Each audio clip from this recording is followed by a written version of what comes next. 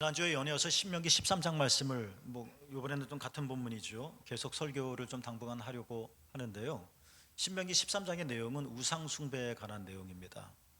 뭐가 우상 숭배냐? 라는 우상 숭배에 대한 정의가 아니라 참 우리는 사실은 우상 숭배를 간파하기는 쉽지가 않습니다. 요즘처럼 포장도 잘하고 광고도 잘하고 이런 시대에는 우상 숭배 아닌 줄 알고 다가가는데 깜짝 속죠. 우상 숭배가 우리에게 다양한 모습, 당신은 불상에게 절을 하는 것만이 우상 숭배가 아니라 다양한 모습으로 우리에게 오지만 그것이 우상이라면 반드시 우리에게 언젠가는 할 말을 한다는 겁니다. 그것이 뭐냐면 신명기 13장에 세 번 반복되는 말씀이 있는데요. 오늘 읽지는 않았지만 2절에 보면 이런 말씀이 나오죠. 너희가 알지 못하던 다른 신들을 우리가 따라 섬기자. 이 말을 언젠가는 한다는 겁니다. 이게 다른 종교로 가자, 다른 이단으로 가자 그런 말도 되겠지만 저 개인적으로는 우상 숭배를 성경에서는 음행이라는 단어로 표현을 했고요.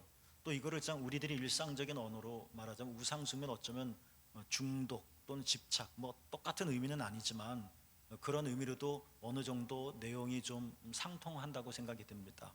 그러니까 우상 숭배는 뭐에 빠져버리는 겁니다. 근데 그 빠져버린 대상이 우리에게 결코 참된 생명을 또 참된 삶을 살지 못하게 하는 그것에 우리를 빠져버리게 한다는데 문제가 있다는 겁니다.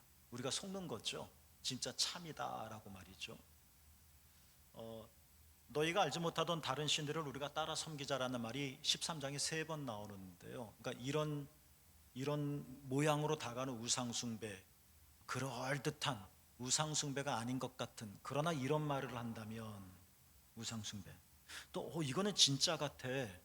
그런데 시간을 지나고 알고 봤더니 만약 이런 말을 한다면 이것도 우상숭배가 된다는 겁니다. 그 첫 번째는 거짓 선지자와 꿈꾸는 자라고 말을 했습니다. 꿈꾸는 자는 세번역 성경에는 꿈으로 점을 치는 자라고 번역을 해놨습니다. 단순히 꿈을 꾸는 것이 문제는 아니죠. 말씀드렸듯이 꿈은 아무런 잘못이 없어요. 성경에 많은 사람들이 꿈을 꿨고요. 또 현몽했고요. 예수님께서 태어나실 때도 요셉이 가브리엘 천사를 통해서 현몽, 마리아도 마찬가지고요. 그래서 하나님의 계시를 꿈을 통해서 받았습니다. 그러니까 꿈 자체는 무죄예요. 그런데 우상 숭배자는 이 꿈으로 점을 치면서 점점 나중에는 내 미래를 얘기를 하니까 너 이렇게 될 거야 이렇게 말 들어보니까 진짜 맞는 말인 것 같고 점점 나도 모르게 술 한 번 마셨다고 중독 빠지는 거 아니잖아요. 계속 마시고 취하니까 알딸딸하고 기분이 좋고 다 잊어지는 것 같고 좋다고 계속 반복하다 마시면 중독이 뭐예요? 내가 끊을래야 끊을 수 없는 상태에 이르는 거잖아요. 이렇게 내 꿈도 꿔주고 내 꿈도 해석해주고 내 미래도 맞춰주고 그래서 점점점 거기에 빠져들면 나중에 이 꿈꾸는 자가 속셈을 드러낸다는 겁니다. 그래서 이렇게 말을 한다는 거예요. 뇌가 알지 못하는 신이 있어. 그 신들을 우리가 따라가서 한번 섬겨보자 라고 말을 하는 겁니다. 또 성경에 오늘 본문에 보면 거짓 선지자와 꿈꾸는 자들이 행하는 것이 하는데 이적과 기사를 행한다고도 했습니다. 신기하죠? 인간이 하지 못하는 것 하면 마술사처럼 우리가 혹합니다. 그런데 이적과 기사도 잘못은 하나도 없어요. 그런데 그런 사람들이 이적과 꿈을 통해서 우리의 눈을 현혹시킨 후에 만약 너희가 알지 못하던 다른 신들을 우리가 따라 섬기자. 진짜 그런 게 있어? 하고 이렇게 우리를 하나님 외에 다른 어떤 신 또 다른 어떤 대상을 따라서 섬기자라고 말한다면 이것은 우상숭배니까 주의하고 경계하라는 이야기입니다. 예수님 얘기를 먼저 좀 우상숭배자와 어떻게 다른가 좀 얘기를 좀 한번 해볼까 합니다. 맞아요. 예수님도 기적과 이사를 행하셨어요. 귀신을 쫓아내셨죠.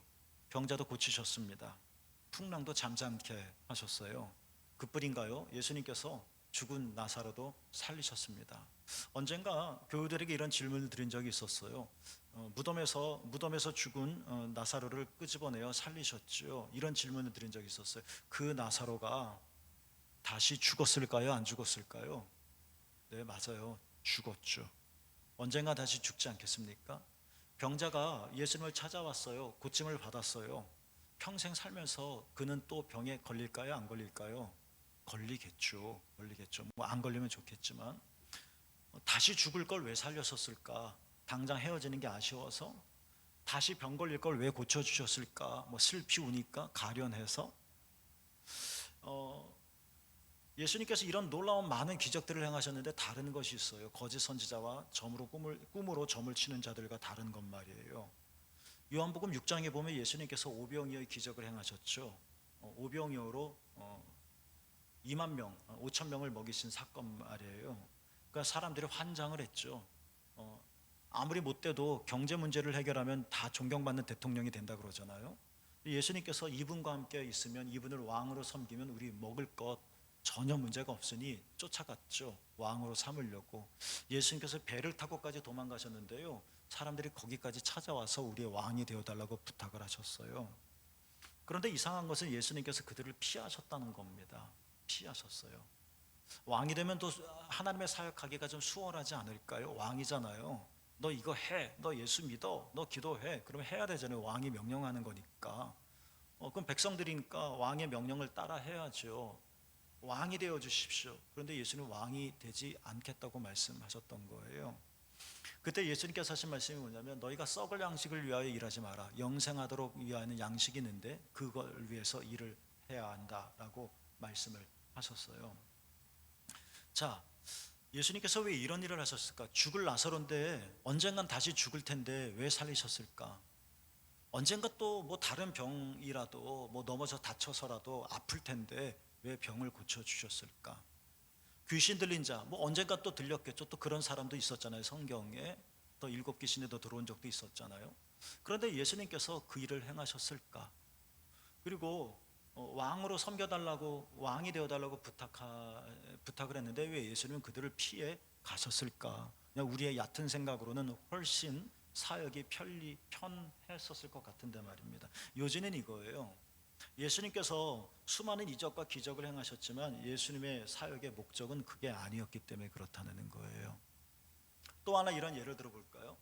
요한복음 4장에 보면 야곱의 우물가에서 사마리아 여인을 만납니다. 예수님께서 다가가요. 물 좀 주겠니? 하고 말이죠. 이 여인이 깜짝 놀라요. 아니, 남자가 여자에게, 유대인이 이방인에게, 이건 있을 수 없는 일이군요. 대낮에. 이 자체만으로도 충격적이었던 거예요.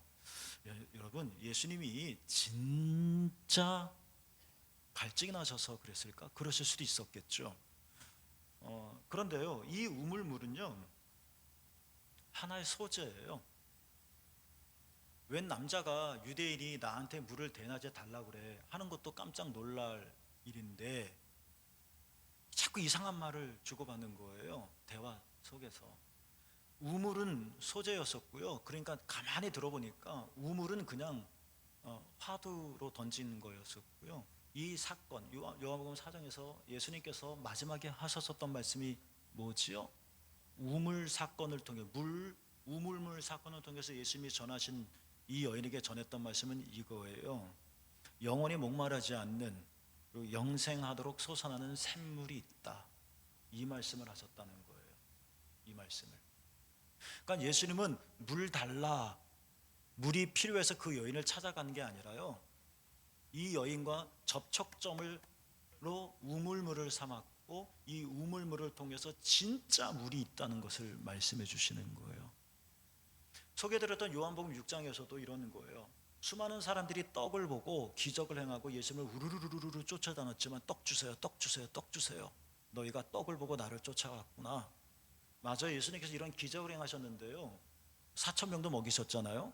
근데 이 기적 자체가 문제가 아니고요, 이게 예수님의 목적이 아니고요, 이런 기적들을 통해서 예수님께서도 긴 설교를 하셨는데요, 그 포인트가 뭐예요? 떡 주세요, 떡 주세요, 떡 주세요 할 때 예수님의 메시지가 뭐죠? 생명의 떡이 있다는 거예요. 자, 예수님은 거짓 선지자나 꿈으로 점을 치는 사람들과 똑같이 기적을 행하셨지만, 예수님은 이 기적 자체를 당신 사역의 목표로 삼지 않으셨고요, 이런 것들을 통해서 항상 하나님 나라를 알려주셨어요. 그리고 예수님은 항상 하나님 앞으로 우리를 이끌어 주셨다는 거예요. 이게 거짓 선지자들, 꿈꾸는 자들과 예수님이 다르다는 거예요. 사람들은 기적을 행해서 다 내 사람을 만들려고 하는 거예요. 내가 기적을 행하면 당신들에게 지갑에 돈이 뭐 몇 천만 원씩 들어갈 겁니다. 이거 얼마나 좋아요? 그 돈 벌기 위해서 뭐 극단적인 예지만 그 돈 얻기 위해서 우리는 그 사람에게 딸려갈 거예요. 기적을 행하는 사람은 그 수단을 통해서 사람들을 제압하게 될 거예요. 통제할 수 있게 될 거예요. 그러나 예수님은 당신이 통제하는 사람을 만든 게 아니라 마가복음에서 안셀 그린이 요한복음에서 요한복음을 강의하면서 안셀 그린이 자유케 하는 복음이라는 제목을 줬는데요. 그런 것처럼 예수님은 우리에게 진정한 자유를 주신 거예요. 자유가 뭐 방종이나 멋대로 돼야 된다는 그런 자유는 말하는 것은 아니죠. 이거 뭐 나중에 얘기하기로 하고, 예수님은 그냥 내가 기적을 행하니까 기적 보고 쫓아오는 그 사람들 이렇게 조종하고 통제하고 내 사람 만들기 위해서 살지 않으셨다는 거예요. 이런 것들을 통해서 사람들을 쭉 모으고 나서 예수님의 손에, 기적을 행하신 손에 사람들이 시선이 집중하고 있을 때 예수님은 이 손으로 저 하늘을 가리키신 거예요. 하나님이 우리의 참 생명이다, 우리의 진정한 삶은 하늘에 있다 하는 것들을 우리에게 알려주신 것이죠. 반면에 거짓 선지자들은 그 사람이 꾼 꿈이든 내가 꾼 꿈이든 그 사람이 이 꿈을 통해서 너 이래, 너 이럴 거야, 딱딱 맞추면 두렵지 않겠어요? 그 사람에게 딸려가지 않겠어요? 이 사람들은 이렇게 해서 자기 사람을 만들려고 하고, 이런 게 있어, 어떤 신이 아니라 할지라도 내가 모든 거를 할 수 있어, 내가 메시아야 하면서 사람들을 긁어 모으는 거예요. 따라와, 섬기자. 하늘이 아니라 다른 어떤 것을 따라가서 섬기자고 말한다는 거예요. 이것들을 우리가 분별할 수 있어야 되는 거예요. 감리교를 시작한 존 웨슬림이 산상수훈 가지고 설교를 했습니다. 산상수훈 12번째 설교에 보면 이 존 웨슬리가 거짓 선지자가 누구냐를 이렇게 말을 했습니다. 두 개를 말했는데요, 사실 똑같은 말이죠. 거짓 선지자가 누구냐? 첫 번째, 거짓된 구원의 길을 가르치는 자다. 그 길을 가면 필패예요. 그 길을 가면 필망이죠. 그런데 그 말을 안 하는 거예요. 거짓 선지자는 누구냐? 진리를 가르치지 않는 사람이다. 이게 존 웨슬리가 말한 거짓 선지자들에 대한 정의예요. 웨슬리가 그의 표준 설교집을 썼는데요, 자기가 죽으면서도 평생 감리교 정신을 잃지 않았으면 좋겠다라는 그런 그 기대를 가지고 평생 목회자고 설교한 사람이었으니까 설교를 44편으로 모은 표준 설교가 있어요. 거기에 서두에 보면 웨슬리가 그 글을 썼는데요, 웨슬리가 이렇게 말을 했죠. 내가 평생 알고 싶어하는 것은 한 가지다. 하늘로 가는 길이다 라고 말을 합니다. 그가 말한 하늘은 하나님 나라를 가리키는 거예요. 그런데 하늘로 가는 길을 알고 싶다는 건데, 하나님이 그 길을 친히 우리에게 내려오셔서 가르쳐 주셨다고 말을 해요. 그 길이 누구냐면 바로 예수님이라는 거예요. 그래서 예수님도 내가 그 길이요 진리요 생명이다 라고 말씀을 하셨죠. 요한복음이 21장까지 있거든요. 근데 학자들에 의하면, 저는 학자는 아니지만 한 구절에 의하면 21장 중에 21장은, 맨 마지막 장은 후대에 첨부된 거라고 그래요. 그러니까 원래 요한복음이 20장까지 있는 거죠. 사연이 있어서 한 개장이 더 추가가 된 거예요. 요한복음 1장 1절부터 시작해서 요한복음 2장 3장 거쳐서 20장 맨 마지막 절 21절까지 오는 거예요. 맨 마지막 절이죠.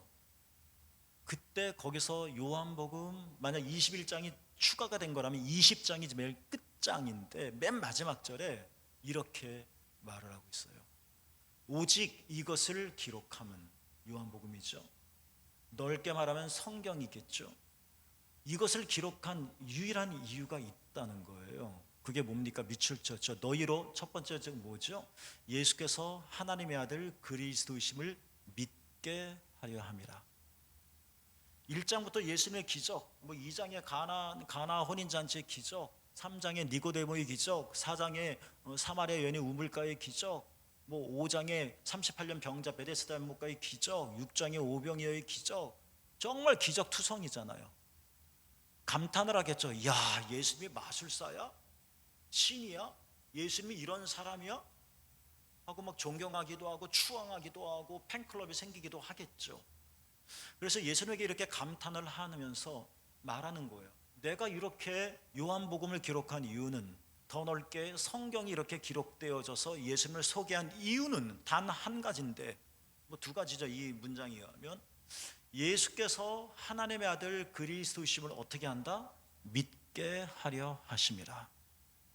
예수님이 행하신 놀라운 기적에 환호하며 영웅적으로 박수치며 내가 당신을 따라다니겠으면, 이게 목적이 아니라는 거예요. 예수님 쫓아다니면서 날마다 돌을 떡으로 만들어 주세요, 이것도 목적이 아니라는 거예요. 아픈 사람이 있으면 다 예수님한테 와, 이것도 목적이 아니라는 거예요. 예수님이 그런 기적을 행하시지 않는다는 얘기가 아니라 이게 궁극적인 목적이 아니라는 거예요. 이런 기적들을 통해서 한 단계 더 나아가길 원한다는 거예요. 뭐를요? 예수님께서 하나님의 아들 그리스도이심을 어떻게 한다? 믿게 하려 하심이라. 또 계속 같은 말을 또 해요. 두 번째는 뭐죠? 또 너희로 믿고 그 이름, 예수님의 이름을 힘입어 어떻게 돼요? 생명을 얻게 하려 함이니라.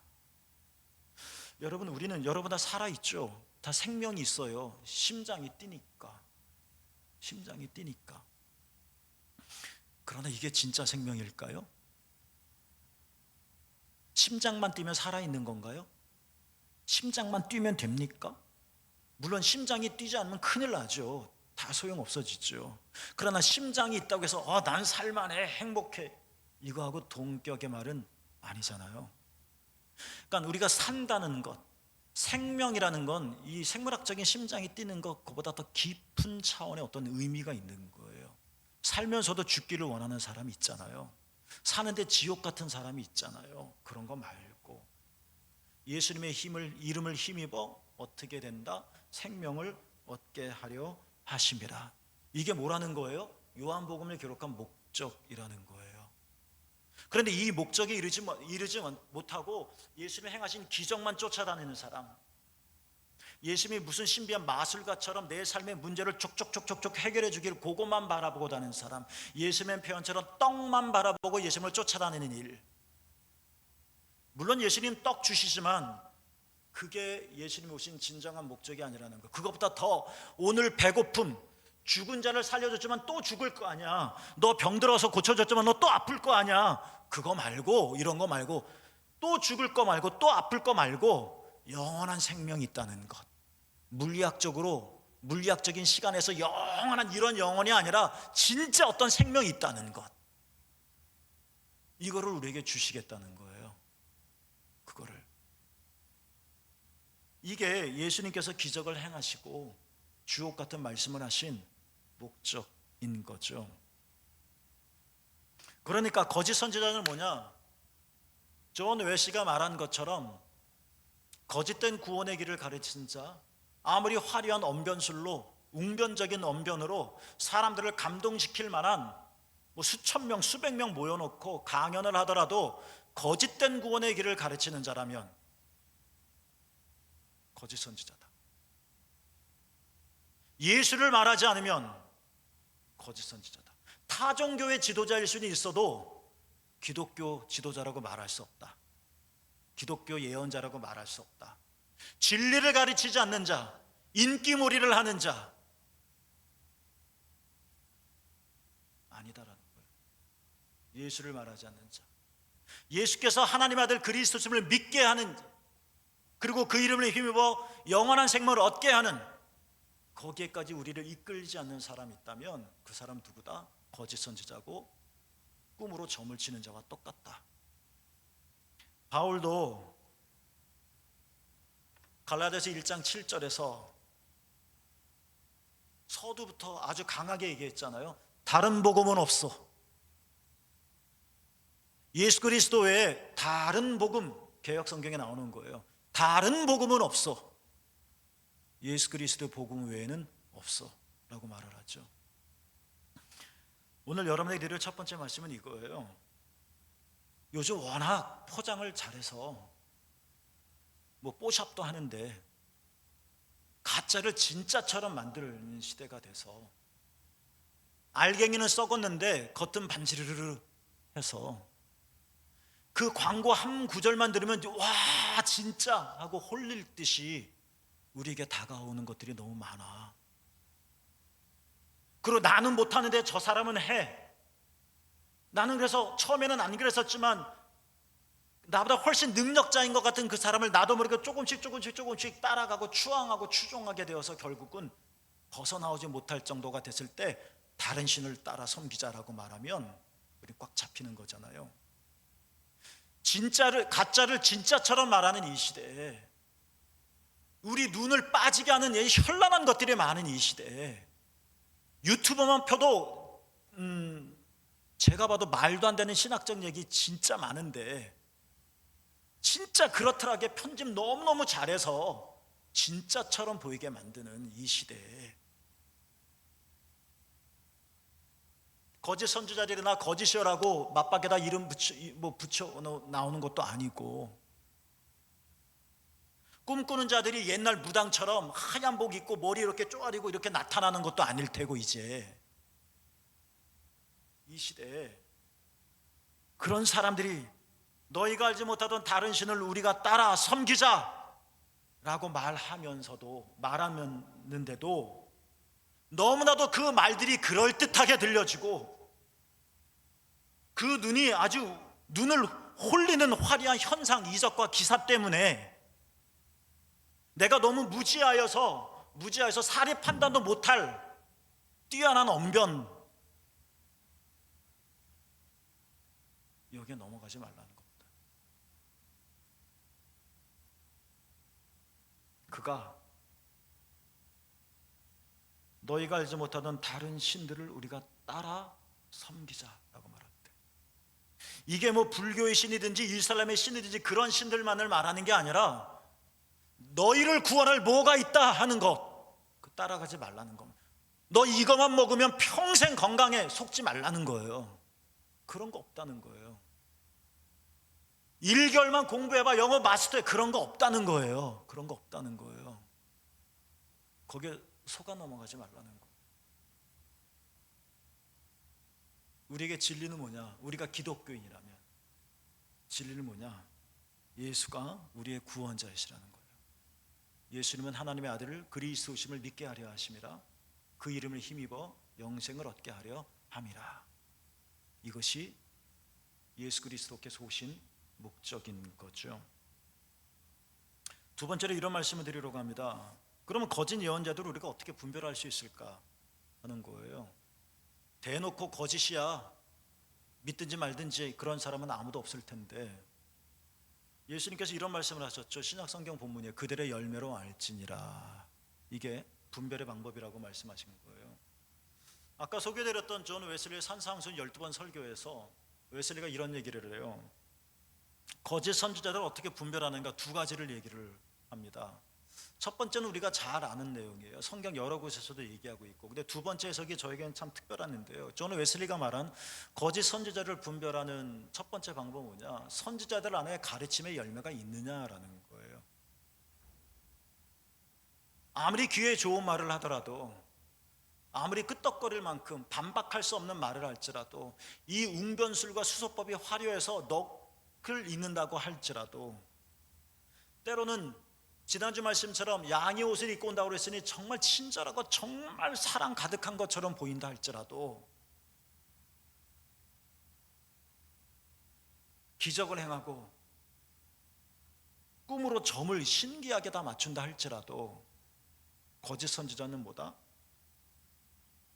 그가 가르치는 내용이 그의 삶의 열매로 있느냐 없느냐라는 거예요.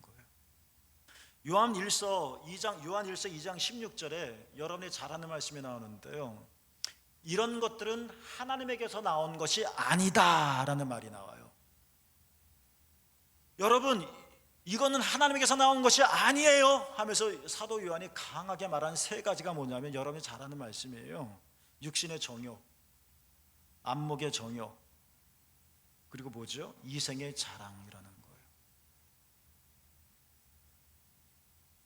아무리 기가 막힌 말을 하고 기적을 행한다 할지라도, 정말 끄떡끄떡거리는 내가 모르는 것들을 말한다고 할지라도, 그 사람이 하는 걸 봐서 이가 육신의 정욕과 안목의 정욕과 이생의 자랑을 추구한다면 선지자들 안에, 그 자신 안에 자기가 말한 가르침의 열매가 있느냐 없느냐를 보고 참인지 거짓인지 판단할 수 있다는 거예요. 그러니까 우리가 외적인 것에 빠져가지 않았으면 좋겠다는 거예요.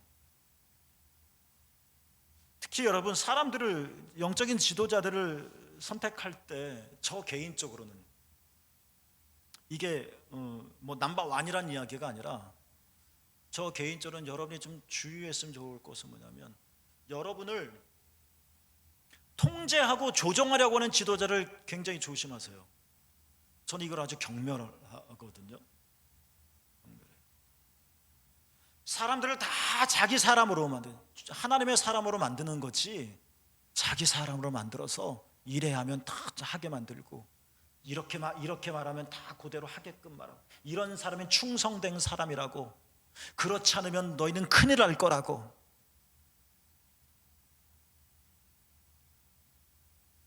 하나님이 이렇게 말씀하셨다고. 말은 그렇게 하지만 이생의 자랑이죠. 세 번역석에는 자기의 살림살이를 자랑한다라고 번역되어 있거든요. 아니요. 제가 뭐 역사학자는 아닌데, 우리가 이 반만년 역사 속에서 전쟁을 하도 많이 당해서 그런지 우리나라 사람들에게는 피학대적인 경향이 좀 있는 것 같아요. 그러니까 뭐 막말로 말하면 때려야 말을 듣는, 혼내줘야 뭐 따라가는 뭐 그런 게 같아요. 그래서 뭔가 누가 끌어줘야 가는, 뭐 그게 좋은 것도 있고 나쁜 적도 있겠죠. 이런 거짓 선지자들, 여러분들이 뭐 이사를 가거나 뭐 취직을 하거나 그러면 어떤 뭐 다른 지역에 가서 이제 교회를 또 선정하시게 될 텐데, 자기를 위해서 교인을 통제하려고 하는 지도자들, 조종하려고 하는 지도자들, 안 그러면 불길한 말을 하는 사람들, 이건 진짜 사악한 짓이죠. 주님은 자유를 주러 오셨는데, 주님은 하나님의 백성을 만들려고 하는데 왜 자기 사람을 만들려고 하고 자기 통제권 안에 두려고 하는지. 여러분, 교회가 아무리 크고 아무리 화려하고 유수해도 아니에요.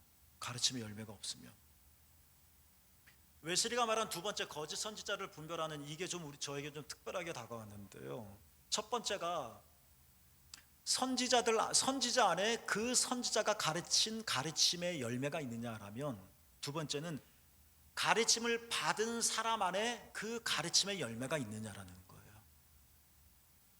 이거를 보고 알 수 있다는 게 저에겐 좀 특별했어요. 사람들이 예수님을 잡으려고 왔었죠. 겟세마네 동산에서 기도하고 계실 때 로마 병사들이 칼을 차고 왔겠죠. 예수님 다 아셨을 거예요.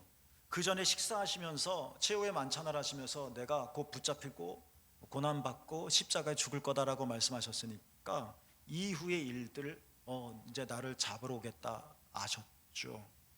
그런데 이 병사들이 지금 겟세마네 동산으로 잡으러 왔는데 예수님이 생뚱맞은 질문을 해요. 그 병사들에게. 요한복음 18장 4절 이런 말씀을 해요. 너희가 누구를 찾느냐라고 말이죠. 아무것도 모른다는 듯이. 지금 예수님을 잡으러 왔는데 너희들 뭐 누구 찾으러 왔어? 베드로 찾으러 와서 누구 찾으러 온 거야? 뭐 이런 멍청이 같은 질문을 하시는 거예요. 근데 예수님이 정말 상황 파악을 못하셔서 너희가 누구를 찾느냐라고 말씀하신 건 당연히 아니겠고, 너희가 누구를 찾느냐라는 말은 이런 질문일 수도 있겠죠. 너희는 어떤 예수를 찾느냐라는 말입니다. 많은 사람들이 다양한 동기로 예수님을 찾아요. 겟세마네 동산은 새벽에 병사들은 예수님을 왜 찾았어요? 잡기 위해 찾았어요. 가룟 유다는 예수님을 왜 찾았어요? 이 사람이 민족 혁명을 해서 우리나라를 로마에서 해방시킬 것이다 라고 생각해서 찾았어요. 어떤 사람은 성공을 위해서 예수를 찾아요. 어떤 사람은 명예를 얻기 위해서, 또 어떤 사람은 자아 성취를 위해서 예수님을 찾아요. 맞아요. 예수님을 찾을 때 그럴 수도 있어요. 그러나 너희가 누구를 찾느냐, 그 정황 속에서 너희가 누구를 찾느냐, 예수님을 잡으러 온 것을 누구나 다 알만한 상황에서 태연스럽게 너희가 누구를 찾느냐라는 말은 아무 생각 없는 예수님의 그냥 던진 말이 아니라 오늘 우리들에게 많은 생각을 하게끔 하는 질문인 것 같아요. 너희는 누구를 찾느냐? 누구가 아니라 어떤 예수를 너희는 지금 찾고 있느냐, 어떤 예수 때문에 지금 오고 있느냐라고 묻고 있는 것이 아닐까라는 거예요. 참된 그리스도인은 예수님이 우리의 그리스도시고 구원자이시기 때문에 찾는 거예요. 이게 그리스도인이에요. 내가 그리스도인이란다면, 여러분이 불교도라면 이런 말은 적용되지 않겠죠. 그러나 내가 예수님을 믿는 사람이라면 어떤 예수를 찾느냐, 너는 누구를 찾느냐, 예수님이 누구냐, 예수님이 우리의 그리스도시요 구원자이심을, 그분을 찾는다는 말이에요. 이건 나중에 우리가 또 기회 있으면 예수를 믿는다는 것이 무엇인지, 또 구원이 무엇인지 또 한번 얘기를 한번 해보겠습니다. 저는 큰 틀에서 이렇게 말하고 있는 거예요. 웨슬리가 말한 거짓 선지자를 분별하는 두 번째 방법이, 가르침을 받은 사람들, 그 사람들 안에 그 가르침의 열매가 있는가를 통해서 나한테 가르쳐준 그 사람이 참이냐 거짓이냐를 알 수 있다라는 이 큰 틀에서 지금 이 말씀을 드린 거예요. 또 볼까요? 예수님께서 붙잡히고 나셔서 대제사장 집에 가서 신문을 받으십니다. 그때 예수님에게 대제사장이 이렇게 묻죠. 당신의 가르침은 무엇입니까? 지금 신문하는 거예요. 여기서 대답 잘해야 돼요. 그래야 형량이 감소될 수도 있겠죠. 그리고 예수님에게 지금 묻는 거잖아요. 당신의 가르침은 뭐예요? 라고 묻는 거잖아요. 그러면 내가 가르치는 것은 이겁니다. 이게 상식이죠. 그런데 예수님께서 그때 이렇게 대답하셨어요. 이 대답이 매우 놀랍다는 거예요. 예수님의 대답이에요. 내가 무슨 말을 하였는지 들은 자에게 물어보시오. 그들이 내가 하던 말을 알 것이요. 이렇게 대답하셨다는 거. 예수님이 지금 말하기가 겁나서 회피하는 것도 아니고 다 제자들 탓으로 돌리는 게 아니에요. 예수님 할 말씀이 있겠죠. 분명히 할 수 있을 거예요. 그런데 예수님은 나는 이런 말을 하였소, 내가 이런 가르침을 하였소 라고 거기서 직언으로 대답하지 않으시고, 나의 가르침을 들은 사람이 있습니다. 그들에게 가서 물어보십시오. 그들이 내가 하던 말을 압니다. 그들이 내가 가르쳐준 말을 할 겁니다. 이 예수님의 말씀이 우리에게 굉장히 무겁게 다가오기도 하고, 뭐랄까, 예수님이 나를 존중하시는 것 같다라는 가슴 벅참도 있는 질문인 것 같아요. 세상 사람들이 묻겠죠. 아니, 예수가 정말 그리스도야? 예수가 하나님의 아들 맞아? 예수님 우리를 구원하셨어? 묻겠죠.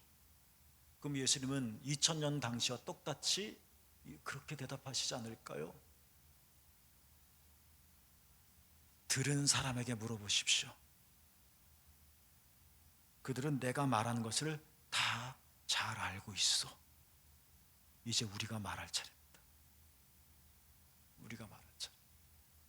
그러니까 우리는 그러니까 우리는 내가 하는 말과 내가 살아가는 삶이 예수님이 그리스도이심을 증거하는 거라는 겁니다. 나는 들었으니까. 이것도 큰 틀에서 말하는 거라고 했습니다. 거짓 선지자가 누구냐? 가르침을 받은 사람들 안에 있는 가르침의 열매를 보십시오. 우리가 물론 잘못 살아도 예수는 그리스도가 맞습니다만, 적어도 우리가 그 가르침의 열매를 맺지 못할 땐 세상 사람들은 예수를 그리스도로 보지 않겠죠. 우리에게 주어진 이게 사명인 거겠죠. 물론 모든 사람들이 실수해요. 우리가 신이 아니니까 하나님처럼 완벽하게 살겠습니까? 우리도 슬프기도 하고 아프기도 하고 잘못 판단하기도 하고 의지가 약하기도 하고 믿음이 떨어지기도 하고 창피하기도 하고 그래요. 예수님은 우리 하나하나를 물고 늘어지시는 것이 아니라 우리 삶 전체를 껴안고 사람들을 향해 말씀하시겠죠. 이 친구가 나에게 들은 사람이요, 물어보시오. 내가 말한 것을 이 친구가 잘 알고 있어. 그렇죠. 우리의 삶이 예수가 참이심을 증명할 수 있다 라는 것이죠. 여러분에게 이러한 은총이 있기를 축복합니다. 오늘 저는 여러분에게 두 가지를 말씀드렸습니다. 아무리 그럴듯한 말이라 할지라도, 아무리 멋지고 화려한 언변이라 할지라도, 심지어 꿈으로 점을 치고 미래를 예측하며 마술사처럼 이적과 기적을 행한다 할지라도 하나님 외에 다른 신을 따라 섬겨보자 라고 말한다면 그건 우상숭배다. 속지 말자. 그럼 그 사람을 우리가 어떻게 알 수 있을까? 그 사람의 가르침의 내용이 그에게 있는지 보면 알 수 있다 하는 당연한 내용과 거기서 파생해서 예수가 진정한 하나님의 아들이시오 그리스도심을 우리는 어떻게 세상에 드러낼 수 있을까? 우리 안에 주의 가르침이 있음을 보여주면 되겠죠. 그러면 예수님은 온 땅의 참 왕이 되시겠죠. 여러분 모두에게 이러한 은총이 있기를 축복합니다. 기도하겠습니다.